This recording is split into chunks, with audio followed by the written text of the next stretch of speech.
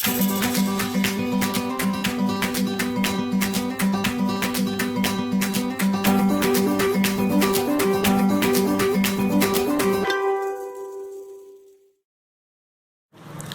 વિદ્યાર્થી મિત્રો, આપણે લાસ્ટ લેક્ચરમાં જેમ જોયું તેમ રધરફોર્ડના અવલોકનો અને આલ્ફા કણનો ગતિપથ જોયો હતો. તો આજે આપણે થોડી આલ્ફા કણના ગતિપથ પરથી વધારે ચર્ચા કરીએ કે આલ્ફા કણનું ન્યુક્લિયસ અને જે સુવર્ણનું ન્યુક્લિયસ છે એટલે ગોલ્ડનું, અને ગોલ્ડના ન્યુક્લિયસ વચ્ચે લાગતું બળનું સૂત્ર મેળવીએ.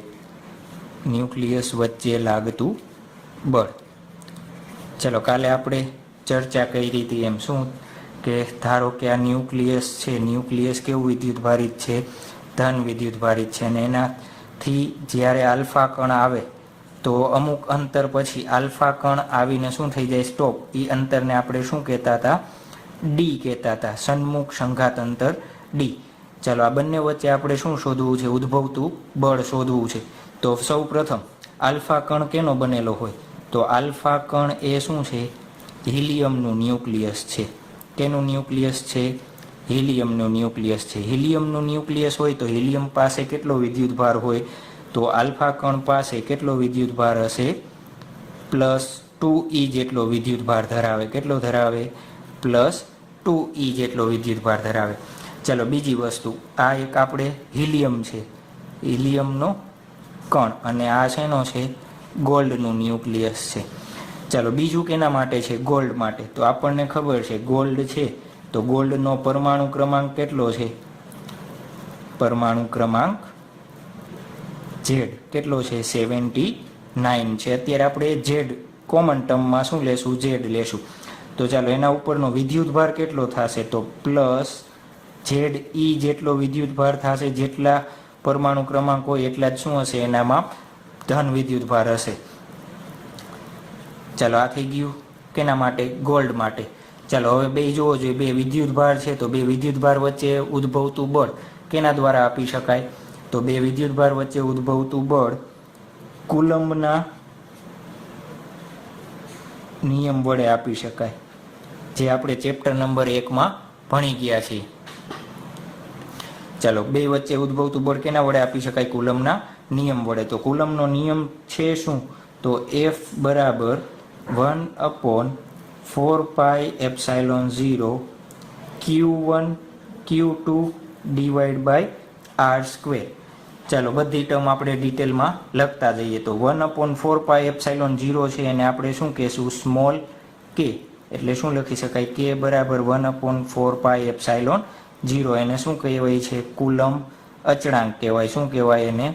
કુલમ્બ અચળાંક કહેવાય. અને એની કિંમત આપણે કેટલી લઈએ છીએ? કુલમ્બ અચળાંકની કિંમત 8.9875 × 10⁻⁹ ન્યૂટન મીટર સ્ક્વેર પ્રતિ કુલમ્બ સ્ક્વેર. ચાલો, આ સૂત્રમાં ε0 શું છે? આની આપણે ડિટેલ ચર્ચા ફર્સ્ટ ચેપ્ટરમાં કરેલી જ છે. તેમ છતાં એકવાર આપણે શું કરીએ છીએ?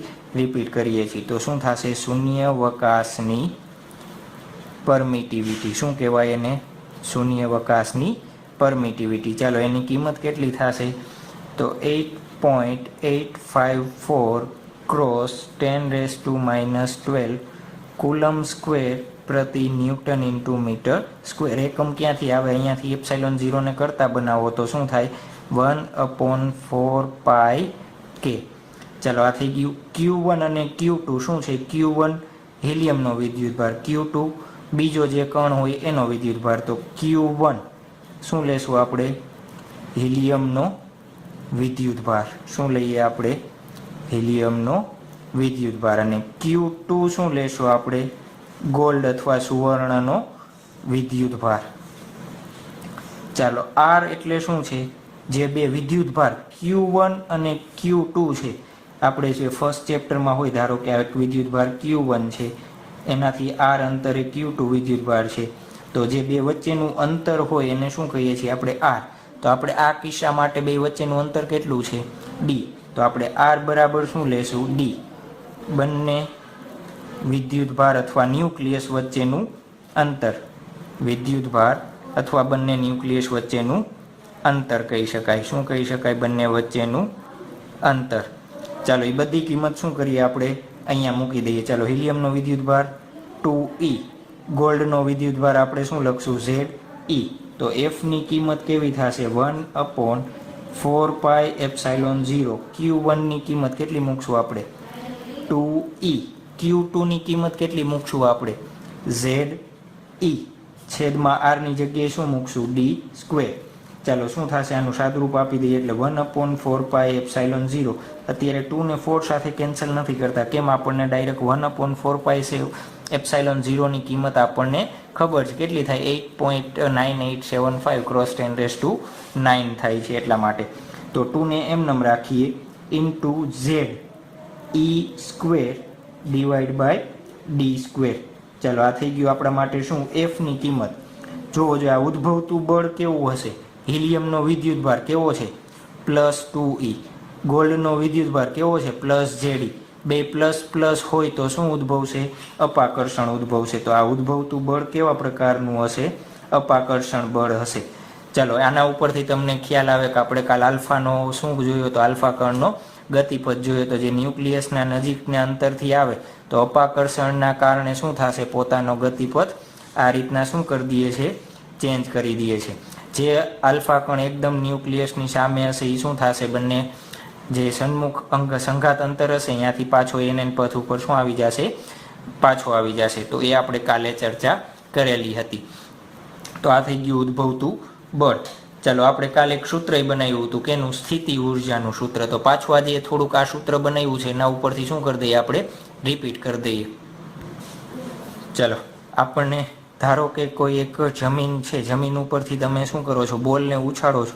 બોલ ઉછળશે એટલે બોલ પાસે વેગ હશે. વેગ હોય તો એની પાસે કેવી ઉર્જા હોય? ગતિ ઉર્જા હોય. ચાલો એક સમય એવો આવશે કે જ્યાં બોલનો વેગ કેવો થઈ જશે? શૂન્ય થઈ જશે અને હવામાં શું થઈ જશે? સ્ટોપ થઈ જશે. તો એ ગતિ ઉર્જા ગઈ ક્યાં? આપણને ખબર છે કે ઉર્જાનું શું થાય? સંરક્ષણ થાય. તો ઉર્જાનું એક સ્વરૂપમાંથી શું સ્વરૂપમાં થાય? બીજા સ્વરૂપમાં રૂપાંતરણ થાય. તો કઈ સ્વરૂપમાં ગઈ? તો અહીંયા h ઊંચાઈ ઉપર છે. ધારો કે h ઊંચાઈ પર જઈને શું થઈ જાય છે? સ્ટોપ થઈ જાય છે. તો એ સ્ટોપ થાય h ઊંચાઈ પર જઈને તો અહીંયા કઈ ઉર્જા હશે?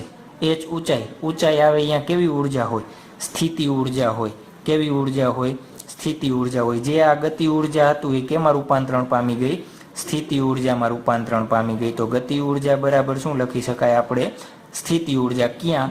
જ્યાં h ઊંચાઈ પાસે જ્યાં સ્થિર થઈ જશે એ બિંદુ પાસે ગતિ ઉર્જા બરાબર શું થશે? સ્થિતિ ઉર્જા થશે. ચાલો આપણે બળ ખબર છે. ઉર્જા શોધવી હોય તો કેવી રીતના મળે? આપણે શું છે? કાર્ય કરવું પડે. બોલને ઊંચે ફેંકો છો તો કામ કરવું પડે. તો એ કામ શું કેના સ્વરૂપમાં ફેંકીએ છીએ આપણે? કેના સ્વરૂપમાં કરીએ છીએ?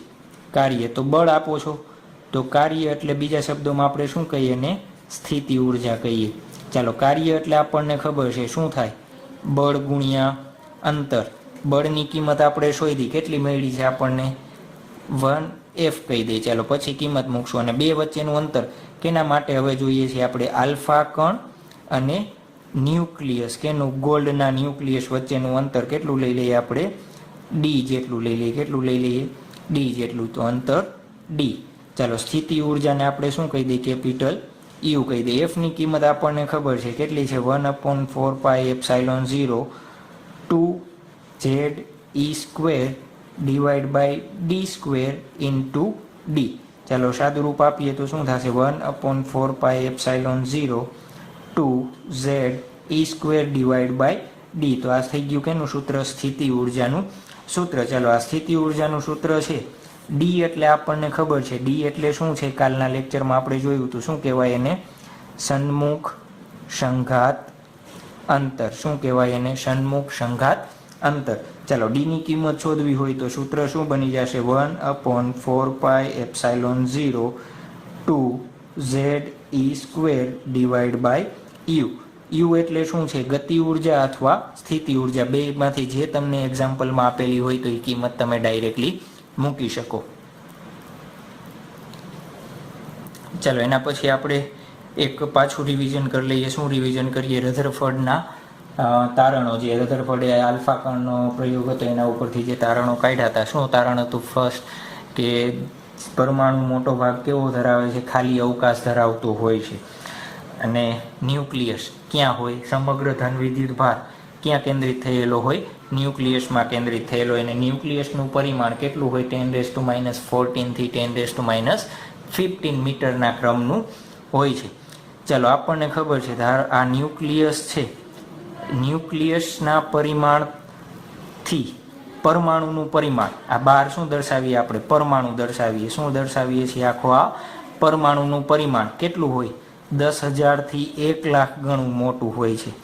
10,000 થી 1 લાખ ગણું મોટું હોય છે. એનું કારણ શું? આપણને ખબર છે શું કે જ્યારે પણ અહીંયા આપણે ન્યુક્લિયસ હોય, ન્યુક્લિયસની આસપાસ રધરફોર્ડે શું કીધું? ઇલેક્ટ્રોન રહેલા હોય. ઇલેક્ટ્રોન થોડા દૂર રહેલા હશે, પણ ક્યાં રહેલા હશે, કેવી રીતના રહેલા હશે, ત્યારે એને ખબર નહોતી. તો એને શું ધાર્યું કે પરમાણુમાં ગમે ત્યાં ઇલેક્ટ્રોન રહેલા હોય. ધારો કે ઇલેક્ટ્રોન ઓક્યુપાય થાય, ધારો કે એક ઇલેક્ટ્રોન અહીંયા હોય, એ જ રીતના એક ઇલેક્ટ્રોન અહીંયા હોય, તો પરમાણુની બોર્ડર કેના વડે બંધાયેલી હશે? ઇલેક્ટ્રોન વડે બંધાયેલી હોય. એના ઉપરથી રધરફોર્ડે એક તારણ આપ્યું હતું. ઉપરથી રધરફોર્ડે એક શું આપેલું? તારણ, કે જેવી રીતના સૂર્યની આસપાસ પૃથ્વી ફરે છે, એવી જ રીતના ઇલેક્ટ્રોન કેની આસપાસ? ન્યુક્લિયસની આસપાસ ફરતો હોવો જોઈએ. ચાલો, તો સૂર્ય અને પૃથ્વીના મોડેલ ઉપરથી શું ખબર પડે કે કેવી રીતના ગોઠવાયેલા છે? તો પૃથ્વી પાસે શું છે? પોતાનો વેગ. અને સૂર્ય અને પૃથ્વી વચ્ચે શું છે? આકર્ષણ બળ.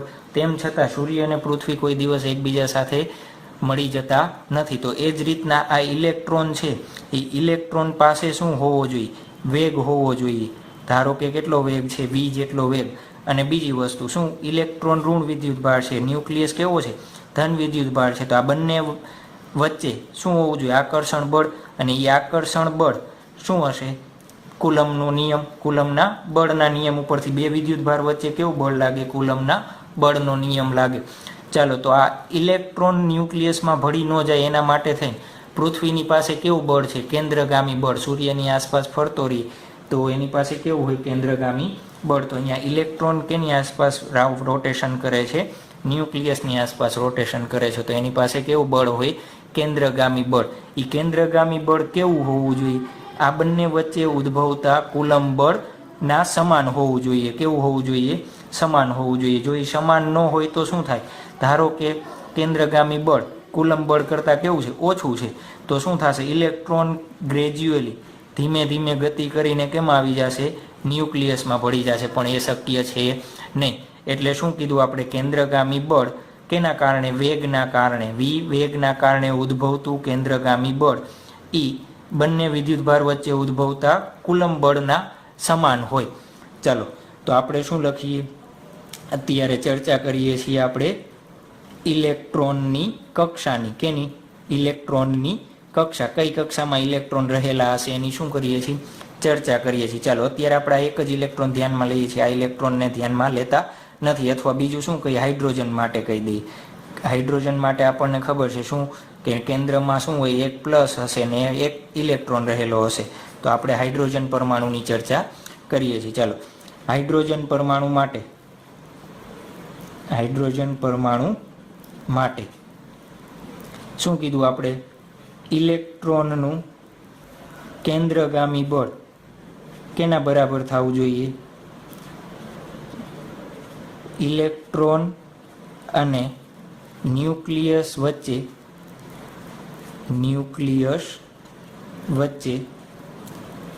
ઉદ્ભવતા બળ અથવા એને શું કહીએ આપણે? કુલમ બળ કહીએ છીએ. શું કહીએ છીએ? કુલમ બળ. ચાલો, કેન્દ્રગામી બળ આપણને ખબર છે. આપણે 11th સ્ટાન્ડર્ડમાં મિકેનિક્સમાં સ્ટડી કરી ગયા છીએ. શું થાય? mv² divide by r. શું થશે? mv² divide by r. ચાલો, કુલમ બળ એટલે શું થાય? 1/4πε0 q1 q2 divide by r². આ r એટલે શું છે? આ બંને વચ્ચેનું અંતર. કેનું? ન્યુક્લિયસ અને ઇલેક્ટ્રોન વચ્ચેનું અંતર. ચાલો, q1 શું લેશું આપણે? ઇલેક્ટ્રોનનો વિદ્યુતભાર. q2 કેનો લેશો? ન્યુક્લિયસનો વિદ્યુતભાર. ચાલો, કિંમત મૂકીએ. કેટલા ઇલેક્ટ્રોન હોય હાઇડ્રોજન પરમાણુમાં? આપણને ખબર છે એક જ ઇલેક્ટ્રોન હશે. તો q1 એટલે કેનો વિદ્યુતભાર? ઇલેક્ટ્રોનનો, અને Q2 એટલે કેનો લેશું? ન્યુક્લિયસનો. ચાલો, તો ન્યુક્લિયસમાં કેટલા પ્લસ હશે? 1 ડિવાઈડ બાય આર સ્ક્વેર. તો શું લખી શકાય? 1/4πε0 E square divide by R square. ચાલો, આમાંથી આપણે આરને કરતા બનાવવો હોય કઈ ઇલેક્ટ્રોન કઈ કક્ષામાં એની ત્રિજ્યામાં હશે, એની કક્ષા હોય તો એ કક્ષાની ત્રિજ્યા કઈ હોય?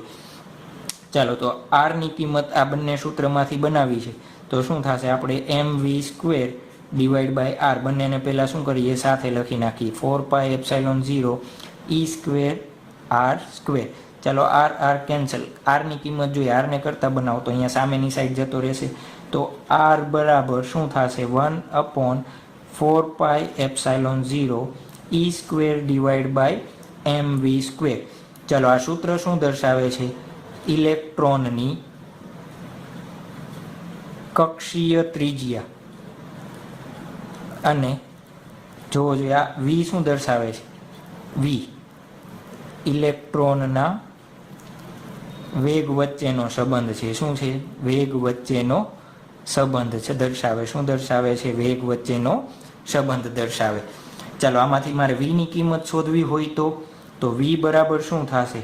તો E સ્ક્વેર, v ને સામેની જ બાજુ જવા દઈ તો v સ્ક્વેર બરાબર શું થશે? 1/4πε0 m ઇન્ટુ આર. અથવા શું લખી શકાય આના ઉપરથી? v બરાબર સામેની બાજુ શું લેવું પડે? વર્ગમૂળ. તો E સ્ક્વેરનું વર્ગમૂળ, E છેદ આખો કેમાં આવી જશે? અંડર રૂટમાં. તો 4πε0 m ઇન્ટુ આર. તો આ ઇલેક્ટ્રોન પાસે કેટલો વેગ હોવો જોઈએ? આ સૂત્ર ઉપરથી આપી શકાય. ઇલેક્ટ્રોનની કક્ષીય ત્રિજ્યા કેટલી હોવી જોઈએ? તો આટલી હોવી જોઈએ. ચાલો, બાકી ટર્મ્સ લખી નાખી સૂત્રમાં. એમ શું દર્શાવે છે? ઇલેક્ટ્રોનનું દળ. કેનું દળ દર્શાવે છે? ઇલેક્ટ્રોનનું દળ. કેમ ઇલેક્ટ્રોનનું દળ? ઇલેક્ટ્રોન ઉપર કેન્દ્રગામી બળ લાગે છે એટલા માટે. v શું દર્શાવે છે? ઇલેક્ટ્રોનનો વેગ. શું દર્શાવે છે? ઇલેક્ટ્રોનનો વેગ. બાકીની ટર્મ તો આપણને ખબર છે, એ એટલે શું છે? ઇલેક્ટ્રોનનો વિદ્યુતભાર. અને ε0 એટલે આપણે જોયું શૂન્યાવકાશની પરમિટિવિલિટી. ચાલો, આ બંને વસ્તુ થઈ ગઈ. હવે એના પછી આપણને ખબર છે ઇલેક્ટ્રોન ભ્રમણ કરે છે ન્યુક્લિયસની આસપાસ. તો એવું કેમ નથી બનતું કે ન્યુક્લિયસમાં પડી જાય? તો એને શું હશે? કંઈક ઉર્જા હશે. કઈ ઉર્જા હશે એની પાસે? તો એક તો v વેગથી ગતિ કરે. આપણે એમ જોયું, એમ જેમ હવામાં બોલ ઉછાળો છો તો v વેગથી બોલ હવામાં ઉછળતો હોય તો એની પાસે કઈ ઉર્જા હોય? ઉર્જા હશે ગતિ ઉર્જા હશે. તો અહીંયા પણ હાઇડ્રોજન પરમાણુ હોય તો એના ઇલેક્ટ્રોનની ગતિ ઉર્જા હશે. હાઇડ્રોજનના પરમાણુમાં ઇલેક્ટ્રોનની ગતિ ઉર્જા. પરમાણુમાં ઇલેક્ટ્રોનની ગતિ ઉર્જા. ચાલો, શું થશે? હાઇડ્રોજન પરમાણુમાં ઇલેક્ટ્રોનની ગતિ ઉર્જા આપણને ખબર છે. v વેગ આપ્યો હોય તો ગતિ ઉર્જા આપવી હોય તો કેવી રીતના મળે? તો ગતિ ઉર્જા k બરાબર શું લખી શકાય? 1/2 mv સ્ક્વેર. ચાલો, mv સ્ક્વેર. v ની કિંમત આપણે શોધી. શું શોધી હતી v ની કિંમત? તો ડાયરેક્ટ કિંમત મૂકી દઈ. 1/2 m v સ્ક્વેરની કિંમત આપણે શોધી હતી. E square divide by 4πε0 m into R. m cancel out તો શું વધશે? E square 4 2 8 8πε0 R. તો આ થઈ ગયું કેનું? ઇલેક્ટ્રોનની ગતિ ઉર્જાનું સૂત્ર. ચાલો, એના પછી આપણે શું શોધવું છે? સ્થિતિ ઉર્જા શોધવી છે. શું શોધવી છે? આપણે જેમ કીધું એમ કે બોલ હવામાં એક જગ્યાએ શું થઈ જશે? સ્ટેડી થઈ જશે. સ્ટેડી થઈ જાય તો એની પાસે શું હોય? સ્થિતિ ઉર્જા હશે. તો એ જ રીતના અહીંયા જે હાઇડ્રોજન પરમાણુમાં ઇલેક્ટ્રોન હશે એની પાસે શું હશે? સ્થિતિ ઉર્જા હશે. શું હશે? પરમાણુમાં ઇલેક્ટ્રોનની સ્થિતિ ઉર્જા હોય. ઇલેક્ટ્રોન પાસે શું હશે? સ્થિતિ ઉર્જા હશે. તો એ સ્થિતિ ઉર્જા કેટલી હોય? આપણને ખબર છે કેટલી હશે. તો એનું સૂત્ર આપણે આપી શકાય. કેવી રીતના? ચેપ્ટર નંબર 1 ઉપરથી. જ્યારે સ્થિતિ ઉર્જા આપવી હોય ત્યારે શું થાય? Q1 Q2 divide by R. આગળ શું આવશે? માઇનસ. માઇનસ કેમ? બંને વચ્ચેનું બળ કેવું છે? આકર્ષણ બળ. એટલા માટે. અને વિરુદ્ધ દિશામાં હોય એટલા માટે. ચાલો, બધી કિંમત મૂકી દઈએ તો 1/4πε0 હાઇડ્રોજન માટે છે એટલે ઇલેક્ટ્રોનનો વિદ્યુતભાર E ન્યુક્લિયસનો વિદ્યુતભાર E square divide by R, તો શું સૂત્ર થશે? Minus E square divide by 4πε0 R. હવે આપણે હાઇડ્રોજન જે પરમાણુમાં છે એની પાસે ગતિ ઉર્જા છે અને શું છે? સ્થિતિ ઉર્જા છે. તો આપણે ઇલેક્ટ્રોન પાસેની કુલ ઉર્જા શોધવી હોય તો ઇલેક્ટ્રોન પાસે કુલ ઉર્જા કેવી રીતના મળે? તો બંનેનો સરવાળો કરીને, તો E બરાબર શું લખી શકાય? K plus you.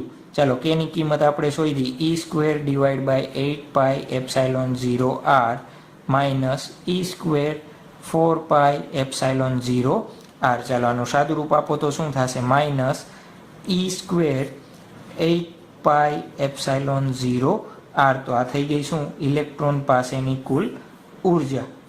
Hydrogen પરમાણુમાં electron પાસેની કુલ ઉર્જા. જોવો જોઈએ સૂત્રમાં કઈ નવીનતા લાગે છે? શું છે? માઇનસ નિશાની આવે છે. માઇનસ નિશાની શું દર્શાવે છે? કે ઇલેક્ટ્રોન ન્યુક્લિયસ સાથે બંધિત છે. શું છે? બંધિત છે, મુક્ત હોતો નથી. જો આ ઈની કિંમત પ્લસ હોય તો આપણે શું કહી શકાય? કે ઇલેક્ટ્રોન ન્યુક્લિયસથી કેવો છે? મુક્ત છે. ચાલો ઈની કિંમત આપણે ઇલેક્ટ્રોનને શું કરવો છે? મુક્ત કરવો છે. તો ઈની કિંમત કેવી થવી જોઈએ? પ્લસ આવવી જોઈએ અથવા 0 આવવી જોઈએ. તો ઈની કિંમત 0 કરવી છે તો ક્યારે થશે? તો આરની કિંમત આપણે શું લઈ? ઇન્ફાઇનાઇટ લેશું તો ઈની કિંમત આપણને કેવી મળશે? 0 મળશે. તો જો ઈની કિંમત 0, ઇલેક્ટ્રોન પાસે કંઈ ઉર્જા હશે નહીં, તો શું થશે? એ ન્યુક્લિયસ સાથે જોડાયેલ રહેશે નહીં.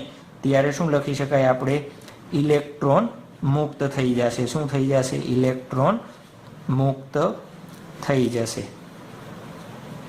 ચલો જોયું એમ કે ઇલેક્ટ્રોનની ઉર્જા જોઈએ આપણે. ઇલેક્ટ્રોનની ઉર્જા કેવી મળતી હતી? ઋણ. ઋણ શું સૂચવે છે? કે ઇલેક્ટ્રોન ન્યુક્લિયસ સાથે બંધિત અવસ્થામાં છે.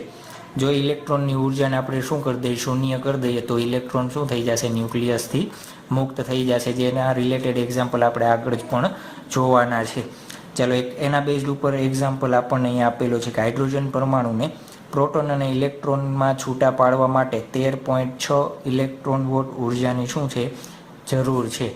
તો હાઇડ્રોજન પરમાણુમાં ઇલેક્ટ્રોનની કક્ષીય ત્રિજ્યા આર અને વેગની ગણતરી કરવાની છે. તો આપણને પહેલાં આપ્યું શું છે?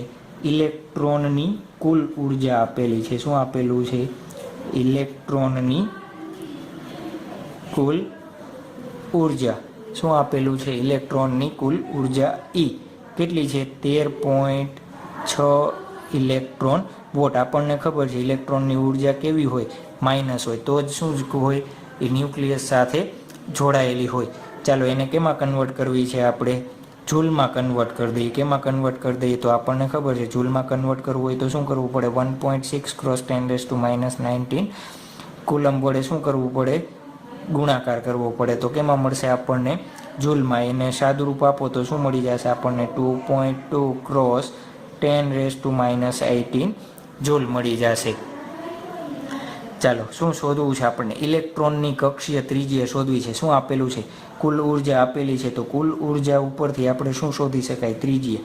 તો કુલ ઉર્જાનું સૂત્ર આપણી પાસે શું છે? ઈ સ્ક્વેર ડિવાઈડ બાય 8πε0 આર. તો આ સૂત્રમાંથી શું કરીએ આપણે? આરને કરતા બનાવી દઈએ. ચાલો આરને કરતા બનાવો. શું થશે? માઇનસ ઈ સ્ક્વેર 8πε0 ઈ. ચાલો થઈ ગયું. આ બધી કિંમત મૂકી દઈએ. ઈની કિંમત મૂકી દઈએ. શું થશે? ઈની કિંમત કેટલી છે? માઇનસ 1.6 × 10⁻⁹ એનો સ્ક્વેર. કેની કિંમત મૂકીએ? છેદમાં 8πε0. બધાની કિંમત મૂકતા જઈએ. 8 ની કિંમત આપણે હમણાં થોડી વાર પહેલાં ચર્ચા કરી એમ 8.854 × 10⁻12 ક્રોસ ઈની કિંમત આપણે કેટલી આપેલી છે? -2.2 × 10⁻18. ચાલો એનું સાદુરૂપ આપશો એટલે આપણને શું મળી જશે? આરની કિંમત મળશે. આરની કિંમત કેટલી હશે? અરાઉન્ડ 5.3 × 10⁻11 મીટર જેટલી હશે. આપણા માટે શેનો આન્સર થઈ ગયો? ત્રિજ્યાનો આન્સર થઈ ગયો. ચાલો બીજી કઈ વસ્તુ શોધવાની છે? વેગ શોધવાનો છે. તો આપણે વેગ અને ત્રિજ્યા વચ્ચેનો સંબંધ જોયો હતો. વેગ અને ત્રિજ્યા વચ્ચેનો સંબંધ હતો. શું હતો? v બરાબર e અંડર રૂટમાં 4πε0 r. ચાલો બધી કિંમત મૂકી દઈએ. 1.6 ક્રોસ 10⁻⁻19 ડિવાઈડ બાય અંડર રૂટમાં 4π ક્રોસ ε0 ની કિંમત 8.854 ક્રોસ 10⁻12 ક્રોસ r ની કિંમત આપણે ફાઇન્ડ આઉટ કરી કેટલી છે? 5.3 ક્રોસ 10⁻11 કેટલી આપેલી છે? -11. ચાલો એનું સાદું રૂપ આપશો એટલે આપણને શું મળી જશે? ઇલેક્ટ્રોનનો વેગ મળી જશે 2.2 ક્રોસ 10⁻6 મીટર પ્રતિ સેકન્ડ. તો આપણા માટે શું થઈ ગયો? વેગનો આન્સર થઈ ગયો. ત્યારબાદ ચાલો આપણને ખબર છે શું કે જ્યારે શ્વેત પ્રકાશને પ્રિઝમ દ્વારા ડિફ્રેક્શન અથવા શું કે રેલાવવામાં આવે ત્યારે આપણને એક ચોક્કસ કલર મળે છે. કયા કલર મળે છે એ આપણને ખબર છે. કયા કલર મળે છે? ધારો કે આ સૂર્યપ્રકાશ પ્રિઝમ દ્વારા આપણે શું કરીએ? ડિફ્રેક્શન કરીએ એટલે ફેલાવીએ તો આપણને ખબર છે કેટલા રંગ મળે આપણને? 7. એ 7 કયા રંગ હોય? તો અહીંયા સામે આપણે શું કરી દઈએ? પડદો કરી દઈએ. પડદા ઉપર આપણે શું કરીએ? 7 અલગ અલગ કલર જોઈ શકીએ. કયા હોય? જાની, વાલી, પીનારા. એ આપણને ખબર છે કે શ્વેત પ્રકાશને પ્રિઝમ વડે તમે પ્રિઝમમાંથી પાસ કરવામાં આવે ત્યારે શું મળે? આપણને 7 કલર મળે છે. ચાલો આ 7 કલરની તરંગ લંબાઈ અથવા આવૃત્તિ કયો તો આવૃત્તિ કેવી હશે? અલગ અલગ હશે. તો એના ઉપરથી આપણે એક શું બનાવી નાખીએ? ચાર્ટ અથવા ગ્રાફ જે કયો અથવા સ્કેલ કહીએ. શું કહીએ આપણે? એક સ્કેલ બનાવી નાખી. શું બનાવી નાખી? સ્કેલ. એમાં શું કરશું આપણે? 7 અલગ અલગ કલર માટે લખી નાખીએ.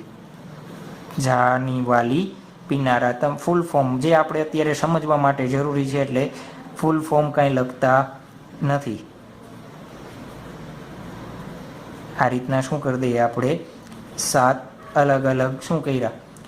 કલર માટે અલગ અલગ આપણે આવૃત્તિ લખી નાખવાની. અત્યારે આવૃત્તિ લખતા નથી, સમજવા માટે છે એટલા માટે. આપણને ખબર છે અલગ કલર છે તો એને બધાની આવૃત્તિ અને તરંગ લંબાઈ કેવી હશે? અલગ અલગ હશે. તો હવે આપણે શું શબ્દ વાપરશું? તરંગ લંબાઈ. આપણને આવૃત્તિ ખબર હોય તો એના ઉપરથી તરંગ લંબાઈ શોધી શકાય. એ આપણને ખ્યાલ છે. કેવી રીતના? c/ν થી. ચાલો તો હવે આપણે તરંગ લંબાઈ શબ્દનો જ ઉપયોગ કરશું. ધારો કે હું તમને કોઈ એક પરમાણુ આપું અથવા પદાર્થ આપું, એમ કહું કે આની અંદર પરમાણુ છે એ પરમાણુનો વર્ણપટ. ચાલો જે આપણે આ ગ્રાફ બનાવ્યો છે અલગ અલગ ગ્રાફ કલરનો એને શું કહીશું આપણે? વર્ણપટ. કેનો? શ્વેત પ્રકાશનો. આપણે પ્રિઝમમાંથી કોને પાસ કર્યા હતા? શ્વેત પ્રકાશને પાસ કર્યો તો આ તો આપણે શું કહીશું? શ્વેત પ્રકાશનો વર્ણપટ. ધારો કે હું તમને કોઈ એક વાયુ આપું અથવા પદાર્થ આપું અને એનું કહું કે આનો વર્ણપટ મેળવો તો કેવી રીતના મેળવશો? તો જે પદાર્થ આપ્યો હોય એ પદાર્થને આપણે શું કરશું? સૌપ્રથમ વાયુ સ્વરૂપમાં ફેલાવવાનો. વાયુ સ્વરૂપમાં એક ટ્યુબમાં ભરી દેવાનો. કેમાં ભરી દેવાનો? ટ્યુબમાં. નીચા દબાણે શું કરી દેવાનો? એક ટ્યુબમાં ભરી દેવાનો. ચાલો ધારો કે હું તમને શું આપું? હાઇડ્રોજન આપ્યો છે તો હાઇડ્રોજનને વાયુ સ્વરૂપે નીચા દબાણે શું કરવાનું? આ ટ્યુબમાં ભરી દેવાનું. નીચા દબાણે હાઇડ્રોજન વાયુને ટ્યુબમાં ભરશો એટલે શું થશે? ટ્યુબમાં ભરી દેવાનું. ચાલો ટ્યુબમાં ભરી અને શું કરશો? વિદ્યુત પ્રવાહ ફેલાવશો. વિદ્યુત પ્રવાહના કારણે શું થશે?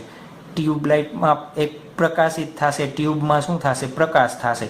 અને આખો એક્સપેરિમેન્ટ કેમાં કરવાનો? એક અંધકાર રૂમમાં કરવાનો. અંધારો રૂમ કરશો એટલે શું થશે કે આ ટ્યુબની અંદર કેવો પ્રકાશ આપણને મળે છે એનો આપણને આઈડિયા આવે. ધારો કે આમાં અંધારા રૂમમાં આપણે પ્રેક્ટિકલ કર્યો અને હાઇડ્રોજન વાયુ આપ્યો તો હાઇડ્રોજનનો પ્રકાશ આપણને ધારો કે ક્યાં મળે છે? અહીંયા મળ્યો. આ ગ્રાફમાં જાંબલી અને નારંગીની વચ્ચે દેખાય છે.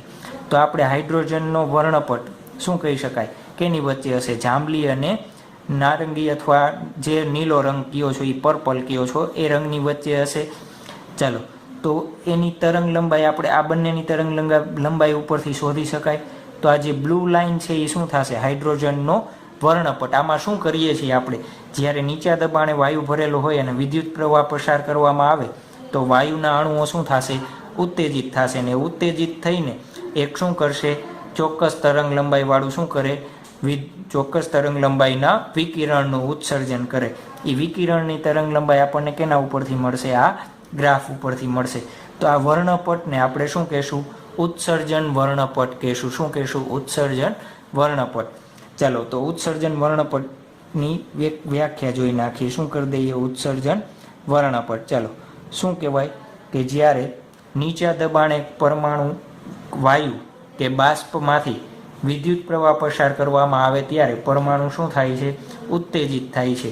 અને ત્યારે એ ઉત્સર્જિત વિકિરણ અમુક આવૃત્તિ અથવા તરંગ લંબાઈનું શું કરે? ઉત્સર્જન કરે છે. તો આ પ્રકારના વર્ણપટને આપણે શું કહેશું? ઉત્સર્જન વર્ણપટ કહીએ છીએ. શું કહીએ છીએ આપણે? ઉત્સર્જન વર્ણપટ કહીએ છીએ. ચાલો એકવાર હજી રિપીટ કરી દઈએ. શું કે નીચા દબાણે પરમાણુ વાયુ કે બાષ્પમાંથી જ્યારે વિદ્યુત પ્રવાહ પસાર કરવામાં આવે છે ત્યારે પરમાણુઓ શું થાય છે? ઉત્તેજિત થાય છે. અને એ ઉત્તેજિત પરમાણુઓના કારણે એક ચોક્કસ તરંગ લંબાઈવાળો વિકિરણનું ઉત્સર્જન થાય છે. આ પ્રકારે જે આપણે ઉત્સર્જન મેળવીએ એ ઉત્સર્જનને શું કહેશું આપણે? વર્ણપટને ઉત્સર્જન વર્ણપટ કહે છે. ચાલો હવે હું તમને એક સફેદ કલરનો પદાર્થ આપું, ધારો કે મીઠું આપું, અને એની અંદર એમ કહું કે તમને શું મળે, કયા કયા પદાર્થ અથવા ઘટક રહેલા છે એ શોધો. તો આપણને ખબર છે, ધારો કે આ હાઇડ્રોજન વાયુની જગ્યાએ પહેલાં શું ભરવું? સોડિયમ ભરીએ આપણે. શું ભરીએ? સોડિયમ.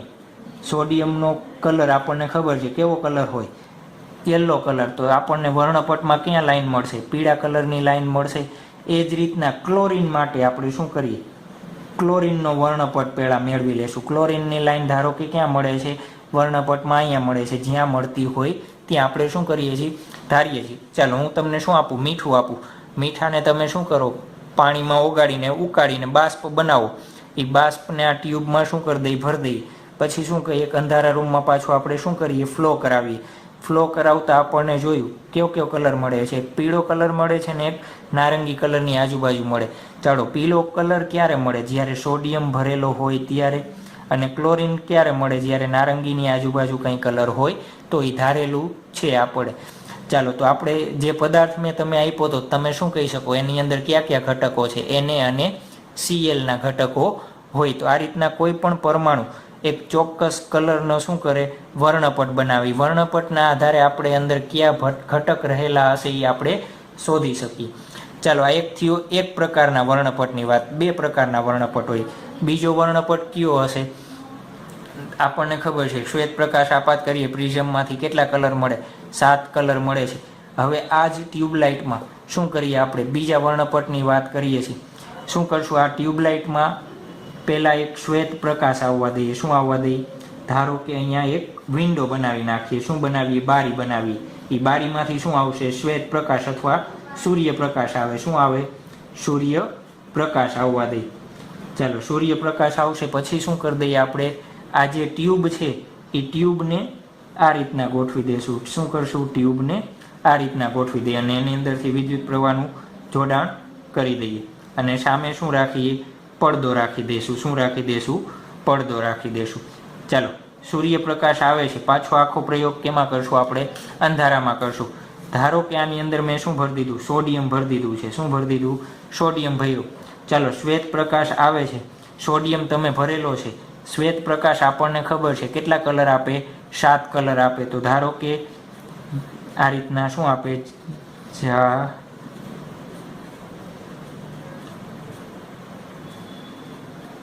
શું આપે છે? 7 કલર આપે છે.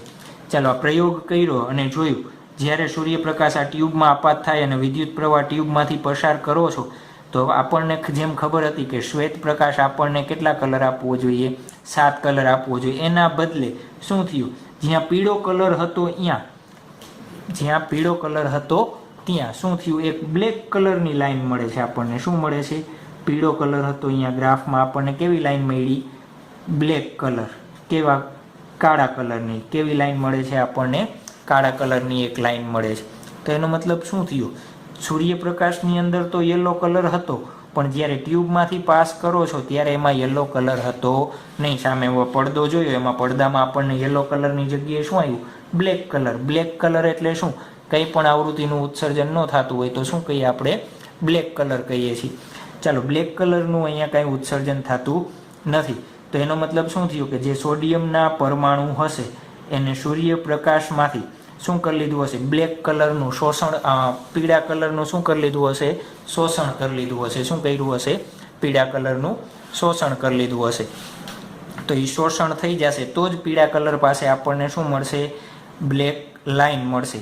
તો બીજા પ્રકારનો વર્ણપટ કયો થશે, શોષણ વર્ણપટ. કેવો થશે, શોષણ વર્ણપટ. ચાલો, શોષણ વર્ણપટની વ્યાખ્યા આપવી હોય તો જ્યારે શ્વેત પ્રકાશની હાજરીમાં શું કરશું આપણે, પરમાણુને ટ્યુબમાં વિદ્યુત પ્રવાહિત કરશું ત્યારે એ પોતાની તરંગ લંબાઈ, પરમાણુની તરંગ લંબાઈને અનુરૂપ શું કરી લેશે, કલરનું અથવા વર્ણપટનું શોષણ કરી લેશે. એ શોષણ, એ વર્ણપટને આપણે કેવો કહેશું, શોષણ વર્ણપટ કરશું. ચાલો, ઉત્સર્જન વર્ણપટ કેના કારણે મળે છે, અણુઓના ઉત્સર્જન ઉત્તેજિત કરવાના કારણે મળે. કેના કારણે, અણુઓને ઉત્તેજિત. શોષણ વર્ણપટ કેના કારણે મળે, શ્વેત પ્રકાશની હાજરીના કારણે. કેના કારણે, શ્વેત પ્રકાશની હાજરીના કારણે. ચાલો, સૌથી યોગ્ય મેથડ કઈ રહેશે, આ બે વર્ણપટ મેળવવાની આપણે બે રીત જોઈ, એમાંથી બેમાંથી કઈ રીત આપણને સૌથી યોગ્ય રહેશે, કઈ રહેશે, શોષણ વર્ણપટ. કેમ, આપણે બ્લેક લાઈન ઇઝીલી જોઈ શકીએ છીએ એટલા માટે શું રહેશે, આપણે શોષણ વર્ણપટ ઇઝીલી ઉપયોગ કરી શકીએ. તો આ થઈ ગયા પરમાણુ વર્ણપટના બે પ્રકાર. બે પ્રકાર જોયા એમ, ઉત્સર્જન વર્ણપટ અને શોષણ વર્ણપટ. ચાલો, એના ઉપરથી એક બામર નામના વૈજ્ઞાનિકે, જે પોતે ટીચર હતા, એને હાઇડ્રોજન માટે શું બનાવ્યા, આખા એક વર્ણપટ બનાવ્યા હતા. હાઇડ્રોજન માટે કેમ, કેમ કે હાઇડ્રોજન એક શું સૌથી સાદો પરમાણુ છે. કેમ, એક પ્રોટોન અને એક ઇલેક્ટ્રોન હોય છે એટલા માટે. તો એને વર્ણપટ બનાવ્યું, તેમ છતાં એને વર્ણપટ જે મળતો હતો એ વર્ણપટ માટે એને એક અવલોકન કર્યું. શું અવલોકન કર્યું, ધારો કે આ રીતના આપણે જે ગ્રાફ બનાવ્યો હતો જાનીવાલી પીનારા માટેનો, અત્યારે આપણે કેનો ઉપયોગ કરશું, શોષણ વર્ણપટનો. કેનો ઉપયોગ કરશું, શોષણ વર્ણપટનો. તો એ વર્ણપટમાં બામર નામના વૈજ્ઞાનિકે શું જોયું કે સૌથી પહેલી લાઈન જે મળે છે એ કેવી, રેડ કલરની. કેવી મળે છે, રેડ કલરની મળતી હતી. કેવી મળતી હતી, લાલ કલરની જગ્યાએ શું હતું, લાલ કલર જે હોય અહીંયા કેવો કલર આવતો હતો, બ્લેક કલર આવતો હતો. પણ આપણે લખશું શું, લાલ. યાદ રાખવાનું, શોષણ વર્ણપટમાં શું થતું, જે કલર હતો, ધારો કે સોડિયમ ભર્યો હોય, સોડિયમ કેવો કલર આપતો, યલો કલર. તો યલો કલરની જગ્યાએ આપણને શું મળતી, બ્લેક લાઈન મળતી. તો આપણે રેડ કલર મળે છે એનો મતલબ શું થશે, રેડ કલર પાસે શું હશે, એક ઘાટી બ્લેક લાઈન મળશે. શું મળશે, એક ઘાટી આ રીતના બ્લેક લાઈન મળશે. અને એની તરંગ લંબાઈ એને ફાઇન્ડ આઉટ કરી હતી, કેટલી હતી, 656.3 નેનોમીટર. કેટલી તરંગ લંબાઈ શોધી હતી, 6563 નેનોમીટર.